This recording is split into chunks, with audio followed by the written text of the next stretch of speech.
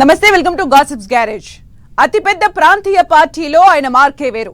కార్యకర్తకు ప్రయారిటీ ఇస్తూ, పార్టీ పెద్దలకు ప్రయారిటీ ఇస్తూ లీడర్ గా ఎస్టాబ్లిష్ అవుతూ వస్తున్నారా యువనేత. 3 టర్ములుగా ఒకే పార్టీ పోస్టులో ఉన్న ఆయన ఇంకా పెద్ద పోస్టుకు వెళ్లబోతున్నారన్న టాక్ వినిపిస్తోంది. ఇదే సమయంలో పార్టీ సంబరం జరుగుతుంది. పార్టీ పండుగ తర్వాత యంగ్ లీడర్ కు ప్రమోషన్ ఇస్తారని గుసగుసలు వినిపిస్తున్నాయి. ఇంతకీ ఎవరా యువనేత? ఆ పార్టీలో ఆయనకు దక్కే పెద్ద పదవి ఏంటి? టీడీపీలో కీలకంగా నారా లోకేష్.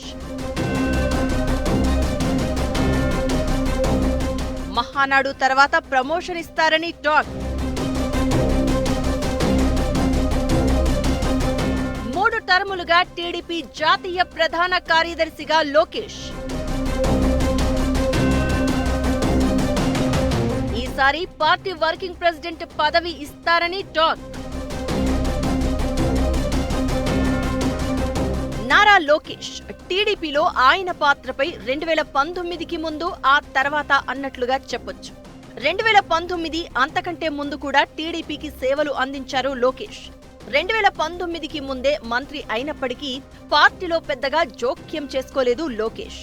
ఇక 2019లో పార్టీ అపోజిషన్లోకి వచ్చినప్పటి నుంచి సంక్షోభాలను అవకాశంగా మలుచుకుని పనిచేస్తూ వచ్చారు లోకేష్. పడి లేచిన కెరటంగా టీడీపీకి తిరిగి విజయాన్ని అందించడంలో ఆయనది ప్రత్యేక పాత్ర.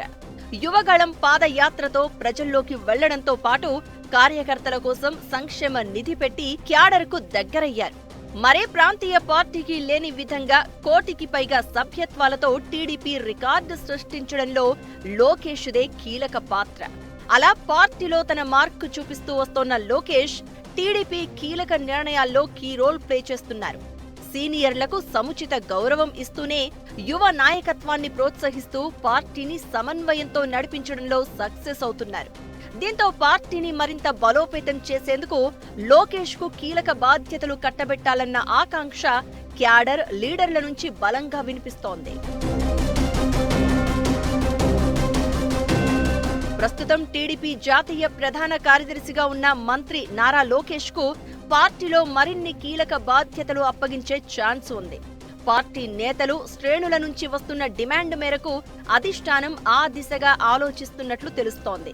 పార్టీలో లోకేష్ మరింత క్రియాశీలక పాత్ర పోషించాలని, దానిపై కడపలో జరిగే మహానాడు వేదికగా కొందరు లీడర్లు తమ గళాన్ని వినిపించనున్నట్లు టాక్ వినిపిస్తోంది.